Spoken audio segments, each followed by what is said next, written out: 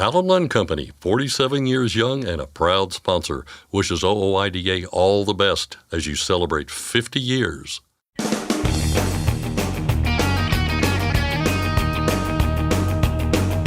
OOIDA, representing America's truckers since 1973, presents Landline Now with your host, Mark Reddick.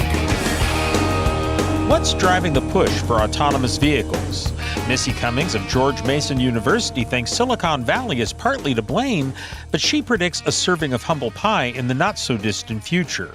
Well, here's some of her thoughts on the current landscape, including what role autonomous trucks may or may not have moving forward. You're lining up another load and the broker asks for your CDL, but don't do it. It's a scam. And this one has the potential to ruin any trucking businesses that fall prey. I'll discuss some of those recent scams and more with Crystal Minardi, Aaron Lynch, and Joe Biggs of OOIDA.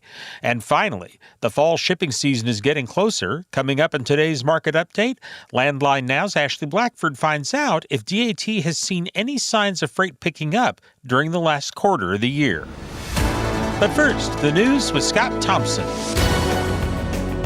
Thanks, Mark. Our top story today, the Federal Motor Carrier Safety Administration plans to study detention time in the trucking industry and how it affects safety. Through a notice, FMCSA is asking the public to comment on a proposed study titled Impact of Driver Detention Time on Safety and Operations. About 80 motor carriers and 2,500 commercial motor vehicle drivers are expected to provide data for the study. The Owner-Operator Independent Drivers Association has long contended that the detention problem leads to driver turnover in the industry and is a detriment to safety. In 2018, the DOT's Office of Inspector General reported that detention time increased crash risks and costs. The report found that a 15-minute increase in time that a truck spent at a facility increased the average expected crash rate by 6.2%, and that detention time costs for-hire truck drivers up to $1.3 billion each year. The proposed FMCSA study will provide updated cost estimates associated with detention time and will include lost productivity, disruptions to the supply chain, and any increases in fatal injury and property damage-only crashes. It's finally official. There will be no Teamsters strike at UPS. The 340,000 union members who work at UPS ratified the contract deal that was struck last month, and it wasn't close. Teamsters say 86% of the votes cast were in favor of ratifying the new 5-year contract. It includes better pay and benefits. Teamsters General President Sean O'Brien said it's the template for how workers should be paid and protected nationwide, adding that non-union companies like Amazon, quote, better pay attention. The UPS deal came after weeks of contentious negotiations, during which a strike was a real possibility. If you haven't filed your 2290 yet, the time is now. The deadline for filing Form 2290, the Heavy Highway Vehicle Use Tax Return with the Internal Revenue Service, is next week on August 31st. Anyone who registers a heavy highway motor vehicle in their name with a taxable gross weight of 55,000 pounds or more must file and pay the tax. That process is relatively easy. One option, going to the IRS website directly. If you want to let an expert do it for you, OOIDA has partnered up with another option, 2290s.com, which offers a discount for OOIDA members. Whatever you choose, do it before the August 31st deadline. Filing afterward comes with a penalty. The truck driver bitten by a police dog in Ohio while surrendering to police may have the charges against him dropped. The prosecuting attorney for Ross County asked a judge recently to dismiss the charges against Jadarius Rose, for now at least. He said there is no evidence that Rose fled after committing a felony. He also told the judge he may want to refile some of those charges later. Rose was initially stopped by police for missing a mud flap on his truck, and while he admits to leading police on a chase that spanned across 3 counties over a 30-minute period, he told ABC News last month that he took off because he saw police in his mirrors with their guns drawn. Then he called 911 and told them he feared for his life. I just didn't want to die. That was what was going through my mind. I just didn't want to die. That's why I called them for help. When the chase ended, a police officer released his canine officer on Rose, who was unarmed and had his hands raised at the time. When the dog was released, I just was hoping that it didn't rip off my arm. And I just was like, I was defenseless, because if I would have tried to defend myself, that would have given them more of a reason to shoot me. I just wanted my life. And they didn't try to get the dog off of me. like, at all. I had to tell the dog to stop. I asked the dog, please stop. It hurts. And he finally let go. Rose was hospitalized with bite injuries. The Circleville police officer who released his canine partner has been fired for unrelated departmental policy violations. A former manager at the Massachusetts Registry of Motor Vehicles is headed to prison. Mia Cox Johnson pleaded guilty earlier this year to 2 counts of extortion and 1 count of conspiring to commit extortion.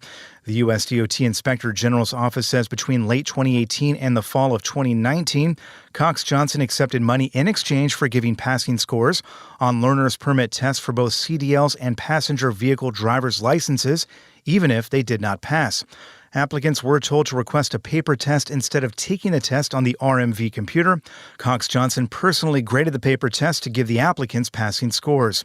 She was sentenced earlier this month in a U.S. District Court to 4 months in prison and 1 year of supervised release, with the first 6 months to be served under home confinement. She was also fined close to $6,000.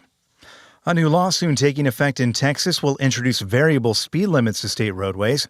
It gives the Texas DOT the power to temporarily change speed limits on stretches undergoing construction and maintenance and during inclement weather like heavy fog, ice, or rain. Signs will notify drivers of the change, which cannot be more than 10 miles under the regular speed limit. That change goes into effect on September 1st. The bill's sponsor hopes the new law will help prevent crashes during bad weather events like the one that killed 6 people in 2021 on Interstate 35 West in Fort Worth. OOIDA board member Doug Smith was recently featured in a story by CNBC about autonomous trucking. The segment featured various experts from across the spectrum. Smith's role, providing the perspective of a truck driver. I've, talked to my colleagues about, and they're worried about getting replaced by a machine. And while Smith said he sees some positives when it comes to self-driving technologies, he's got just as many concerns. I think it's tremendous opportunities for driver assist and improved safety, less driver fatigue, but I cannot see 80,000-pound trucks in my lifetime running up and down the road just as harmless, gentle giants. We have to head down this road and see where it leads us. Some people say AI could mean the end of civilization, but it could be a brave new world that's full of wonder and reduced fatalities, reduced accidents. And it could be a whole new spate of problems that we don't see coming. Several times throughout the piece, autonomous technology was raised as a solution to the so-called driver shortage, giving Smith a chance to swat at the narrative. The driver shortage has been talked about forever, but it's really a retention problem because every year there's 450,000 new CDLs. Many of them are called 90-day wonders. After 90 days, this is not for me. The more than 15-minute piece has a number of differing perspectives taking a deep dive on the issue. You can find it online on the CNBC website. And finally, the Minnesota Department of Transportation will now send drivers' safety information directly to their cell phones. An agreement with the Federal Emergency Management Agency will allow the state DOT to use the agency's alert and warning system to send the notifications. These wireless emergency alerts will typically include a link with more information about the incident at 511mn.org. Users are not required to download an app or subscribe to a service to receive the alerts. That's Landline Now News for today. I'm Scott Thompson. Thanks, Scott. Next, we'll hear some concerns about autonomous vehicles from Missy Cummings of George Mason University, and I'll discuss a scam targeting truckers with Crystal Minardi, Aaron Lynch, and Joe Biggs of OOIDA. I'm Mark Reddick, and this is Landline Now. Thanks for listening. Be sure to like and subscribe. If you want more content, go to landline.media to get updated news, information, and archived editions of our show. Once again, that's landline.media. Forget misaccuracy, weigh your truck on a cat scale. When you weigh on a cat scale, you get a no excuses guarantee.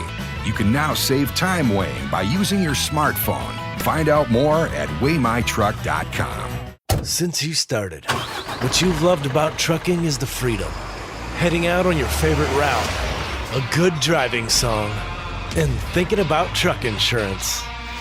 Well, maybe not that last one, That's why we're here. At OOIDA, we have a full range of truck insurance products, expert advice, and great customer service, helping you get the right coverage for your operation. Go to OOIDA.com because your job is to drive. Our job is to help with everything else.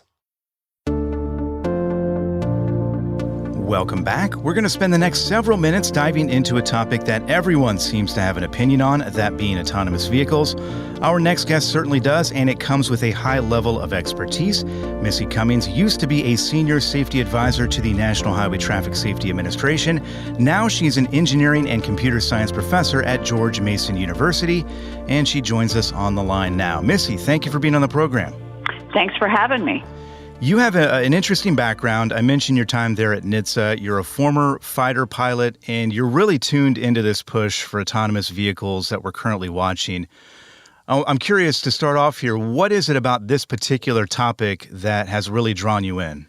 Well, my whole research career has been about human interaction with complex systems that embed automation. So this is squarely in my field. And so for my first 10 years of my career, I was looking very hard at drones, unmanned aerial vehicles, and trying to help that community transition from what was kind of a fun, seemingly toy task to something that could be real. And so then I started to see the emergence of the self-driving technology, which really partially came out of that community. And it really started to disturb me how different the communities were, meaning aviation is very safety-centric, and the surface transportation community and the self-driving, particularly the self-driving community, it's almost like a bunch of cowboys doing engineering and introducing technologies. And they've really done it, I think, in a very haphazard and potentially unsafe way. And it's clear just from talking to you there and hearing what you just said there that you have some serious doubts about where we may be headed with this. You've obviously done quite a bit of research on the safety of autonomous vehicles. And as you kind of point out, the proponents of this technology tout it all the time as, being safer, and it's going to lead to safer roadways, fewer wrecks and deaths and so on and so forth. But the data right now, at least, and the data that you're looking at does not back that up, does it? Can you talk a little bit about the safety aspects of all of this? No, in fact, the best data that we have that speaks to how safe or unsafe self-driving cars are is the data coming from California. So California mandates that the self-driving car companies report both the miles driven and the crashes that they get into. And indeed, the companies have to report the crashes to the National Highway Traffic Safety Administration. So when you look at the combination of these data sets, you can see that the self-driving cars are crashing, albeit at low speeds, 4 to 8 times more often than humans are crashing. And so this is the data, and it flies in the face of what the self-driving car companies want you to hear. But I think even more problematic is this crash rate that's higher, is the kinds of the second order effects that we're seeing with the interference with first responders in California. There was just last week another accident, and this time a self-driving car hit a fire truck. There was a passenger in the self-driving car. So this kind of speaks to a bigger problem with artificial intelligence, and this also includes large language models. So you hear this hysteria. The problems are all the same. These technologies cannot perform when they get into scenarios that they've never been trained on. And so this is why the first responder issue is such a problem, because almost every scenario is a novel scenario. And this is the technology is almost guaranteed to fail in these scenarios. Yeah, and obviously the people that we generally talk to are professional truck drivers, and as you might imagine, they have strong opinions about this, about autonomous trucks. And, when we talk about safety concerns with a passenger vehicle running without a human, a human's hands on the wheel, we compound that, with a truck weighing 80,000 pounds going down a highway at 65 miles an hour. And then you really start to scratch your head and wonder, what are the safety implications of that? When you look at the way the autonomous truck sort of push is going, what concerns and what thoughts do you have on that? Well, I have a dog in this fight. So my family on my dad's side are truckers. So, this is a community that's near and dear to my heart. And I unfortunately, this level of familiarity, it's kind of missing with a lot of people in the trucking community. Like a lot of computer scientists have, only seen trucks. They've never actually ridden one. So I don't think they really necessarily appreciate the gravity of the situation. But we saw the potential lethality of this when the Too Simple truck was going down the highway at 65 miles an hour, and they engaged autonomy that had failed, and it took a 90-degree left-hand turn on a highway going 65 miles an hour, and, they were very lucky no one was killed. This was a very close call. And so that speaks to the fact that if we can't figure out how to do good testing and certification of these vehicles, and this includes regulatory certification, we need people to take this, the regulators and the companies, they need to take it seriously. We've got to make sure that these technologies are at least as safe as humans. I'm not saying they have to be perfect, but they can't engage the autonomy at 65 miles an hour and then try to take an immediate left.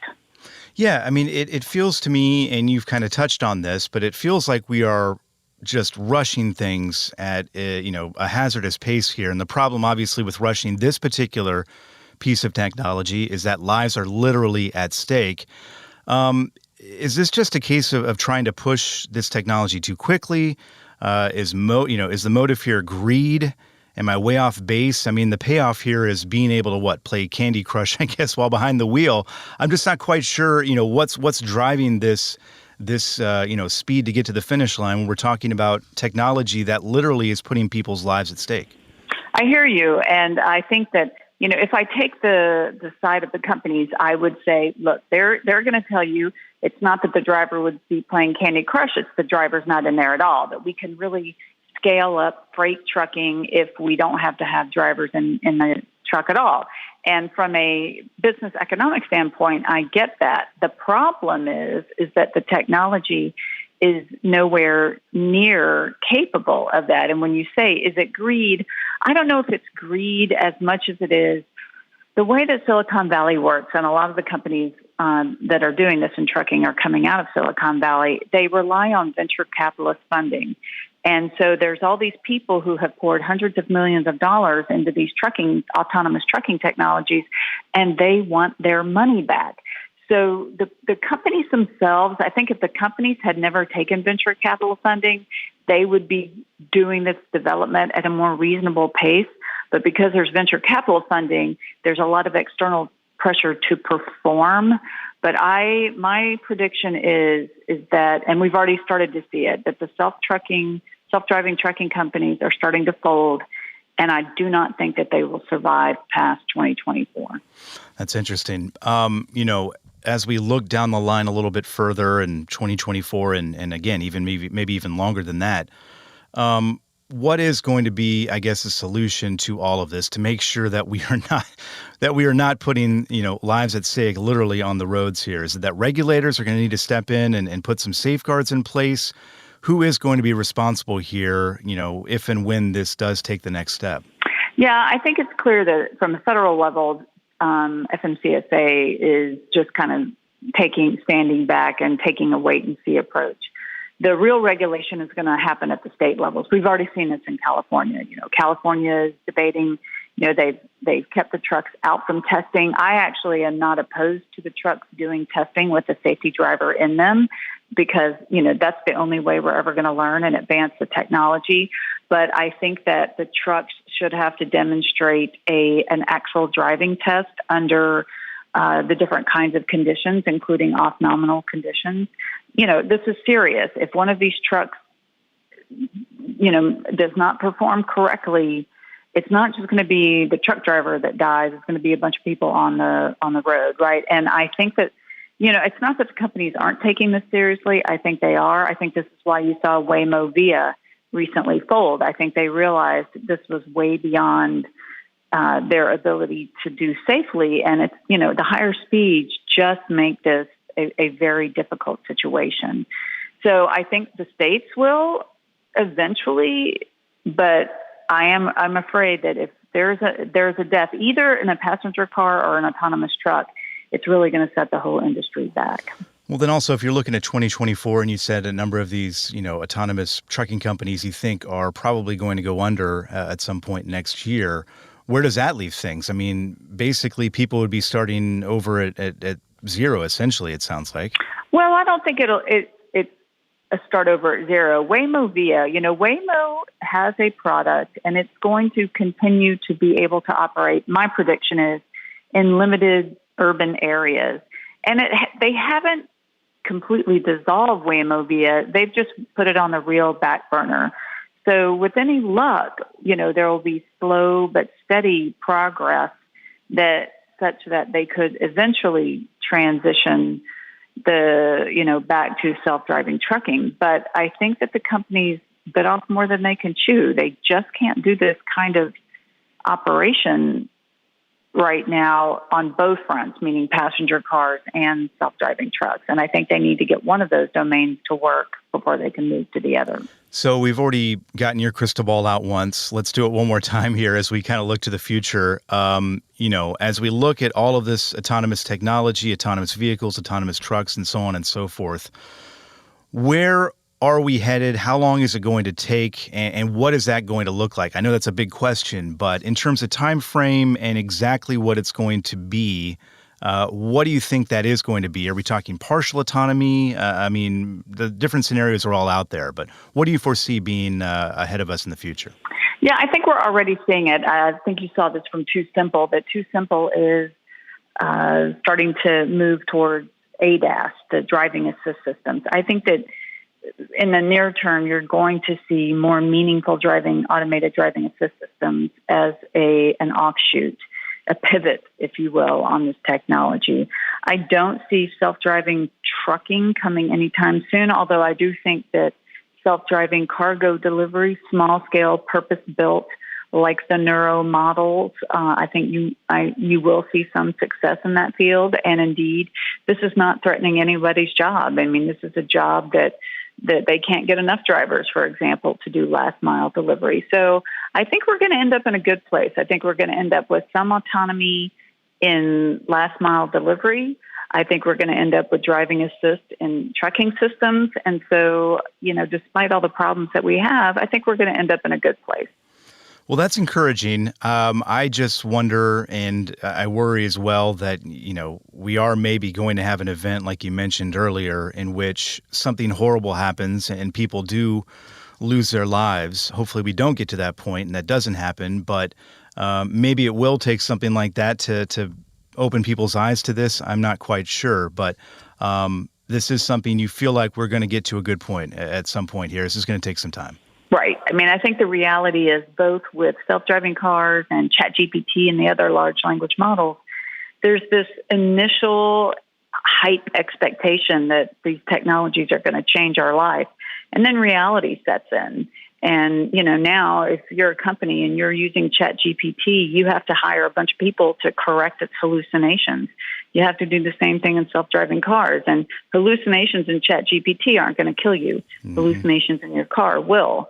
So I think that it's a reality check for Silicon Valley and the other, in the tech bubble that we're living in, is that you can't automate and claim to have artificial intelligence. You can't. When we're talking about safety critical systems, it's an entirely different level of threshold that you have to meet to be safe. Yeah, absolutely. And hopefully those lessons are learned. Missy, this has been an enlightening conversation. We appreciate your perspective. We appreciate your expertise on this. And we'll see where we are in 2024 with your prediction there. And maybe we'll check back in with you. That'd be great. All right. Thanks again. Our thanks to Missy Cummings. Landline Now is back in just a moment. You trust PrePass for more bypasses? Now let PrePass help with tolls. PrePass toll service means lower cost, one invoice for all tolls, and fewer violations. Created by truckers for truckers. Call 877-878-5970 or go to prepass.com. Attention all truckers, Dean Michael, the tax doctor here. I want to talk to you about those dreaded tax problems. I know you want to keep on trucking and not even think about them, but let's face it, they're not going away all on their own. You need professional help. I've been helping truckers put their tax problems in the rearview mirror for years. course, I can help you too. Call me now for a free consultation at 888-557-4020 or go to mytaxhelpmd.com. It's like I always say, keep your eyes on the road, I'll keep mine on the IRS. 888-557-4020. Landline Now. Welcome back. Scams are rapidly becoming a nearly daily feature of the trucking industry, and it's getting harder all the time to avoid them.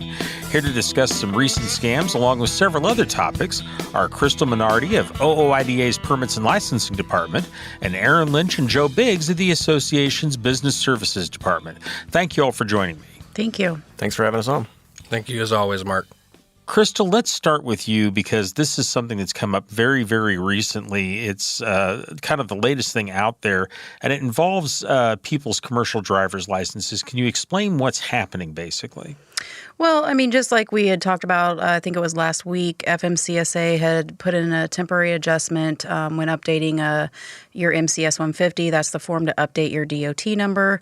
When submitting a manual form, they're now requesting a copy of your driver's license to ensure that you are the owner of the DOT number. Since then, we've gotten reports that these scammers are now requesting a copy of your driver's license to take a load off of a load board, for example. And then what they're doing is taking that copy of the driver's license, updating your MCS 150 so that they can get in there, adjust the information, and now they've essentially hijacked your DOT. So are there circumstances where you should provide your commercial driver's license info?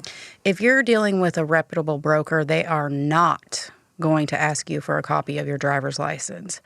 It's important to note that, this isn't, I think you're going to start to see, obviously with scammers, they're going to start asking for these driver's license, but this isn't something that's common until now. Now that FMCSA has said we need a copy to, sort of calm the fraud and scam down. So if they're requesting it, that's a red flag. You need to look further into it. Unless you're sure. And again, with the MCS 150, if you start that process of updating, then you're likely to see that request is likely to be legitimate. Correct. But only if you're the one who's initiated that process. That is correct. But if you have a broker requesting a copy of it so you can take a load, do not send that broker a copy of your driver's license. You mentioned that they can hijack their MCS 150. Talk a little bit about the possible consequences. What happens if someone does that? What can they do? So what they're going to do is they're going to go in and they're going to update the phone number on your motor carrier details, update the email, change the amount of trucks, drivers, and then what they're going to do is they're going to book loads under your MC number, and then they'll double broker, and then you're left with a liability essentially. So you have a lot of people coming after you. When the broker's getting money or, quick pays or that sort of thing, it's a lot of, it's a nightmare for the carrier, if you will. Okay. Is there any way to fix this once it happens if you do fall prey to it? Well, not really. Not really. I mean, that's why we talked on the last show about, being vigilant with, checking your DOT every day or monthly at least, making sure that you are not a victim of this. And once it does happen, I mean, there are, I think Tom talked about different steps that you can take to make reports and that sort of thing. But it doesn't, it's once the damage is done, it's a lot to go through, and you may never recover, unfortunately.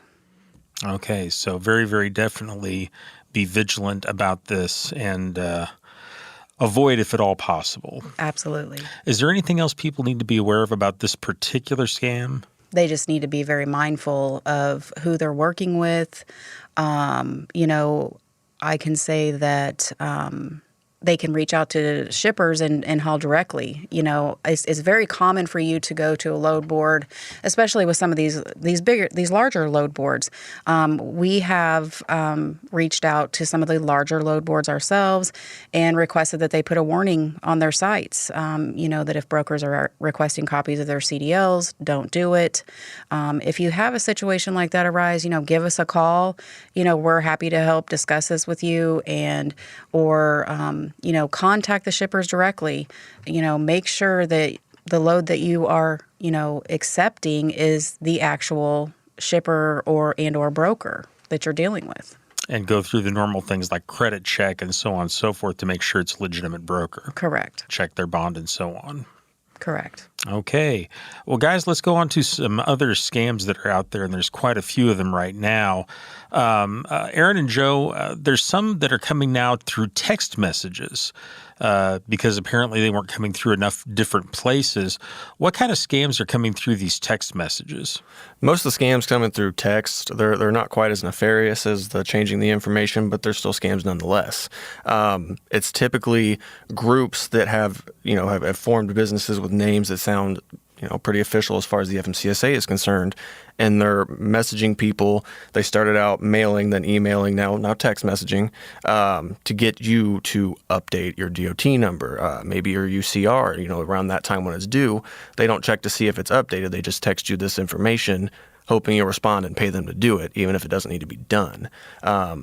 It's like I said, not as nefarious, but I mean, they're still trying to get money out of you to do something you can either do way cheaper yourself, if not free, or something that's already been done for you or you've already done yourself. So basically, they're just after a fee for providing this service that you could perform for yourself for free. Correct. And I mean, it's not that they don't, most of them don't actually do that service for you. I've seen that where they've updated it for them and whatnot, but it's one of those situations where they're charging ridiculous fees to get it done, $300, $400, $500 just to do a biennial update, which you can do yourself for free.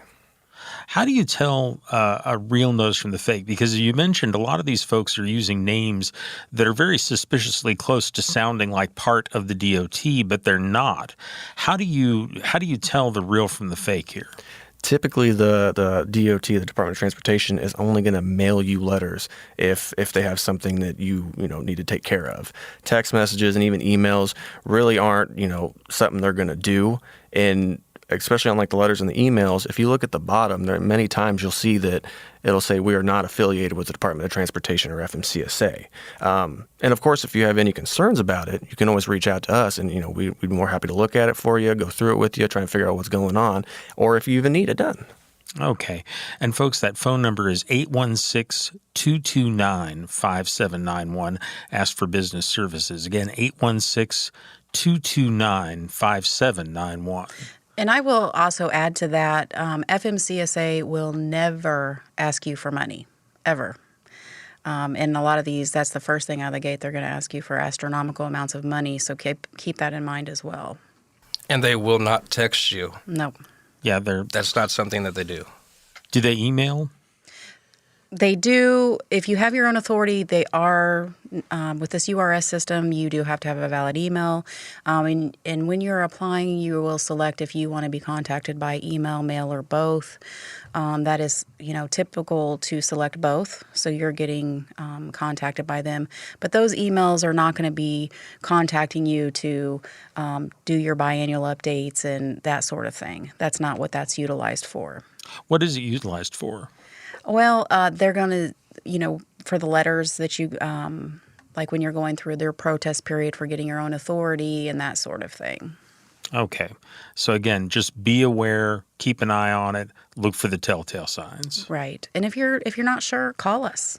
That's what we're here for. Okay. Let's move on to another topic entirely here, something that's at least not about scams, and that is factoring. And guys, let's start with this. What is factoring? How does it work? Well, Mark, factoring is basically the action of selling your business invoices to a factoring company for cash.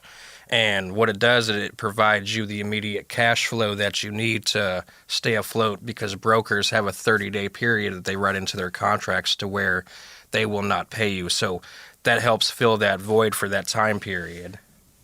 And they typically charge a percentage of that. They do. They charge a percentage of that because they essentially play the middleman role. So you submit your invoices to the factoring company, and they pay you the cash up front into your bank account, and then they will collect on your behalf 30 to 90 days after the fact. Now, this is where some people run into trouble, and that is when maybe they are not paid 30 or so days after the fact. What typically happens at that point? At that point, it depends on what is in your contract and what factoring company you went with. A lot of times what we see here is that if a broker doesn't pay the factoring company at that specified time period, that factoring company will either hold your money over from loads that you're still being owed on for that previous week up to a certain amount for a guarantee, or they will take the money back out of your account to cover themselves, because that factoring company, it's important to understand that factoring company will never take a loss. They're not there to take the loss for you. They're just the middleman, so they're always going to get their money. Well, and they're also not a collection service. Correct. They're just there basically to... Yeah, I mean, they have other things that they do as well, right? Like online reporting, data storage. Some of them offer fuel advances or fuel discounts. They run credit checks, for you as well for brokers to hopefully cut down on some of these scams that we were talking about earlier, right? And so there's other things that they're beneficial, but usually they're most beneficial to the person that is just starting out in the business, that has maybe spent more money than what they thought they would on the authority, buying the new truck, the insurance premiums, things like that. So if you don't have the capital moving forward and the ability to wait 30 days to get paid, that's a lot of times where this factoring company comes into play. What are some of the reasons that brokers are not paying these factoring companies? Because that's part of what feeds into this. I know that, for example, claims is a big area. Can you explain? Yes, so claims on a load are a big proponent of why a broker wouldn't pay the factoring service. And so anytime that there's a discrepancy on the bills of lading, or something was written down as like discoloration to watermelon, or there was damage, or the loading count wasn't accurately represented in the actual delivery itself, there's all kinds of factors that play into that. And so that claim can honestly, they have up to, I think, 9 months, almost to a year, to be able to file that claim. So that factoring company doesn't have the ability to take a loss for that for 9 months.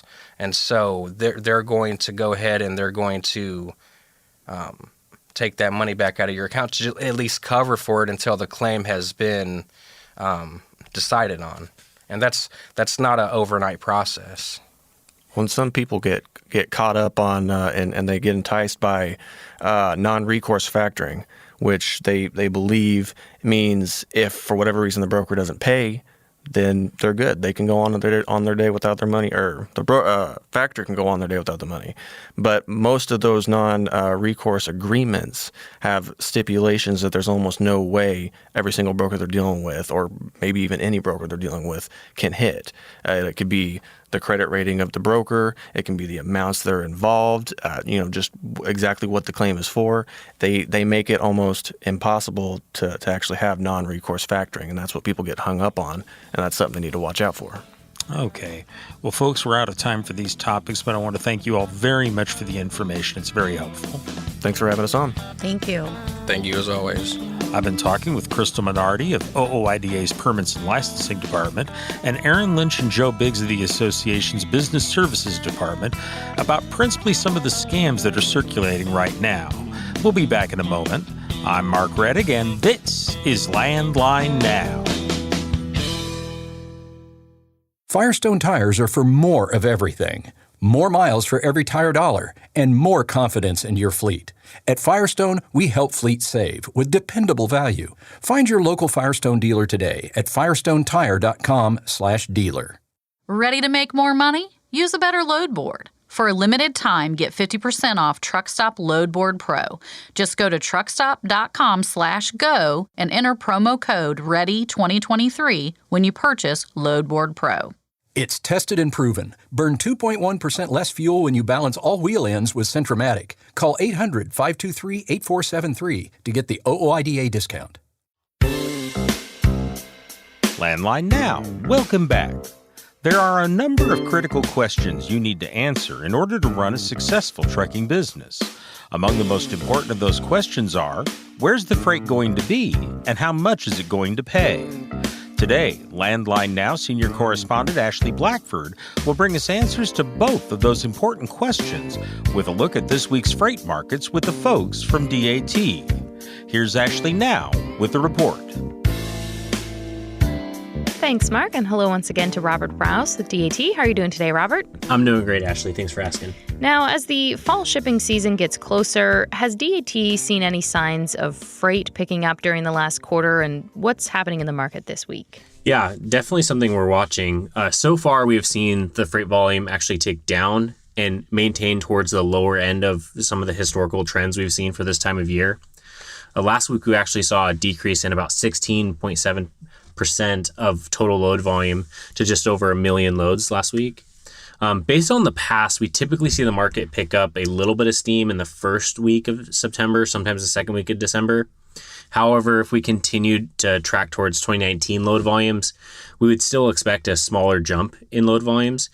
So back up to, 1.5 million, 1.6 million, somewhere in there for the beginning of September.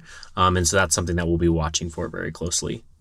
When we look at the number of trucks on the DAT load board, they also decreased by around 21%, down to 293,000 trucks.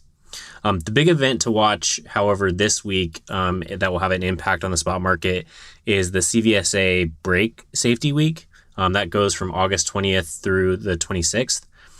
This week, inspectors will be looking at the brake lining and brake pads for potential violations. When we see these enforcement blitzes happen, we typically see some carriers reduce their mileage for that week to avoid the hassle or take that week off in general. If that happens this week, that would definitely have an impact on the spot market. And even with a reduced number of loads, you would still see potential higher rates and things like that in the market just because of the higher demand for trucks. And, while loads and trucks posted on the DAT load board both decreased over the last week, we actually saw the loaded truck ratios increase for vans and reefers, while flatbeds stayed pretty flat. At a high level, that's really because the number of loads decreased more than the number of trucks decreased on the market. And so that changed that balance to be a higher loaded truck ratio. Looking at one example for reefers, we saw reefer spot market volumes drop for the third week following last week's 20% week over week decrease. Even though monthly refrigerated truckloads of produce are slightly lower than last year, they're at the weakest since 2017. Lower beef production is also impacting spot national volumes, which is about 4% year over year down. That's offset slightly by a 1% higher pork production. The net is fewer truckloads of protein in the market. So when we look at the carrier equipment posts, we're down last week, resulting in last week's loaded truck ratio for reefers increasing slightly from 4.19 to 4.32, but that's slightly lower than what it was in 2019. When we look at how all of that has impacts on the spot rates last week, the national benchmark broker carrier spot rates for dry vans and flatbeds both decreased while reefers stayed relatively flat. When we look at vans, they were about $2.10 a mile or about $1.58 without fuel. And, that's just 2 cents per mile above the 2019 levels. But again, that's really when you look at fuel and all of that, there's a lot more operating expenses. So it's still making it pretty tough for vans. For reefers, they were at $2.52 per mile. And reefer line haul rates remain flat, around $1.95 per mile without fuel. But that's 35 cents per mile lower than 2022, but it is about 7 cents per mile higher than in 2019. And lastly, with flatbeds, they were at $2.55 per mile. When we take out fuel at $1.92 per mile, the national average flatbed spot rate is about 38 cents lower than last year, but it is about 7 cents higher than 2019. Since this year's high at $2.16 per mile recorded in the first week of June, flatbed spot rates have been on a steady downhill run, dropping about 24 cents per mile since then. There have been multiple reports of a log jam of container ships waiting to pass through the Panama Canal. How do you think this will affect the spot market? Yeah, over the past year, we've seen ocean cargo have multiple slowdowns that have had an impact on the spot market, from union contracts and dock workers, to other potential log jams out on the ports of Los Angeles and Long Beach. Recent news of vessels and draft restrictions on the Panama Canal due to drought conditions has not affected most shippers, at least not yet, but the resulting queue of container ships waiting to transit the canal does bear watching for importers moving goods into the United States for the coming fall and winter seasons. According to Mike Angel from the Journal of Commerce, drought had reduced the level of Guantan Lake, which provides the fresh water to the canal's locks, to about 79 feet, and compared to the 5-year average of about 85 feet, that's reducing the vessel draft levels from 50 feet down to 44 feet. 2 weeks ago, the new container ship and largest transit through the Panama Canal, the Evermax, highlighted just what that means for shippers. The vessel actually had to offload 1,400 20-foot equivalent units to allow safe passage through the lock, creating additional delays, and excess containers were shipped by rail before reloading. So that's definitely something that's going to have an impact for everybody going through those. For the last 12 months, DAT, we've been looking and reporting a coastal shift in more imports going to the East Coast in preference to the West Coast, with a lot of that shifting volume transiting the drought-stricken Panama Canal before arriving in the ports along the Gulf or East Coast. So far, this trend has continued, although a shift back to the West Coast for imports is something truckload carriers probably need to watch. The West Coast has seen containerized imports fall to 2019 levels, whereas the East Coast is about 17% above that so far. But based on the latest import data from IHS Markit, the gap may be closing. Excess intermodal and truckload capacity, along with low spot rates in California and the aforementioned draft restriction in the Panama Canal, it's going to provide shippers with an attractive alternative for inland import container moves down to the Los Angeles area. According to IHS Markit, July imports on the West Coast were about 14% lower than in 2022, whereas East Coast imports were down about 4% over the same time frame. Gulf Coast imports volumes were down 2% year over year. And in July, the New York has the busiest import port, unseating Los Angeles, which dropped to number 2 based on import volumes. And shipping expert John McGowan reported that July is the 10th straight month where total import load volume saw a double-digit percent decline year over year. And West Coast ports were much weaker, with a decline of 21% month over month, while East and Gulf Coast ports only had a 4% month over month volume decrease. So what's that mean for the greater spot market? The main market that carriers should watch for the rest of the year is going to be that Los Angeles market, which is home to 2 of the major ports, Long Beach and Los Angeles. While last week we saw a decrease in overall load volume in this market, it'll probably take a week or two before we see any major impacts, right? Before shippers start to change where they're sending their stuff. When we look at the California outbound dry van spot rates, they came in about $2.51 per mile last week, and that's just about 8 cents per mile higher than it was in 2019, after dropping about 18 cents per mile since the start of July. In the larger Los Angeles spot market, outbound rates fell for the 4th week to $2.31 per mile, but the top 2 lanes out of Los Angeles are going north to Stockton or east over to Phoenix. That in the Northern California, in Stockton, that available capacity is loosening, but that's where you're going to see a lot of containers going from the port of Los Angeles up to Stockton, where there's a large warehousing district and a lot of rail moving out of that area as well. All right, wonderful. Robert, thank you so much. No problem, Ashley. Thanks. That was Robert Rouse with DAT. Mark, back to you. Thanks, Ashley. That's our program for today. Thank you very much for joining us. I'm Mark Reddick, and this is Landline Now.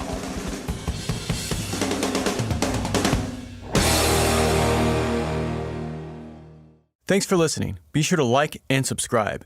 If you want more content, go to landline.media to get updated news, information, and archived editions of our show. Once again, that's landline.media. I'm a dad, a son, a husband, wife, I'm a writer, photographer. I farm. I'm a veteran. I love old cars, fishing, My kids. Chrome. And I am a professional truck driver. And together, we are OOIDA. OOIDA was founded by truckers to stand up and speak on behalf of truckers. We've done that by combining the individual voices of our members into a single, powerful voice. Protecting your interests, defending your rights. Join us. Make your voice heard. Join OOIDA, the Owner-Operator Independent Drivers Association. Call 1-800-444-5791 or visit ooida.com.